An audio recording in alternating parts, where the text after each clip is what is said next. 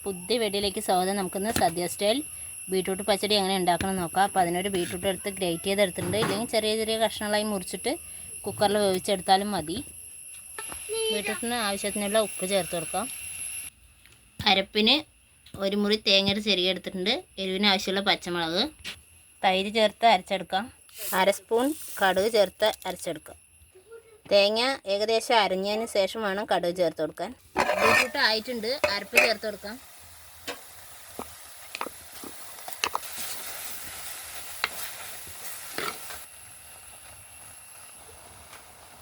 കുറച്ച് മോര് കൂടി ചേർത്ത് കൊടുക്കാം. 1 ഗ്ലാസ് മോര് കൂടി ചേർത്ത് കൊടുത്തിട്ടുണ്ട്. ബീട്രൂട്ട് പച്ചടി റെഡി ആയിട്ടുണ്ട്. നമുക്കിനി വറുത്തിടാം. വെളിച്ചെണ്ണ ചേർത്ത് കൊടുക്കാം. കടുക് ചേർത്ത് കൊടുക്കാം. കറുവേപ്പില ചേർത്ത് കൊടുക്കാം. മുളക് ചേർത്ത് കൊടുക്കാം. ബീട്രൂട്ട് പച്ചടി റെഡി ആയിട്ടുണ്ട്. അപ്പോൾ എല്ലാവരും ട്രൈ ചെയ്ത് നോക്കുക.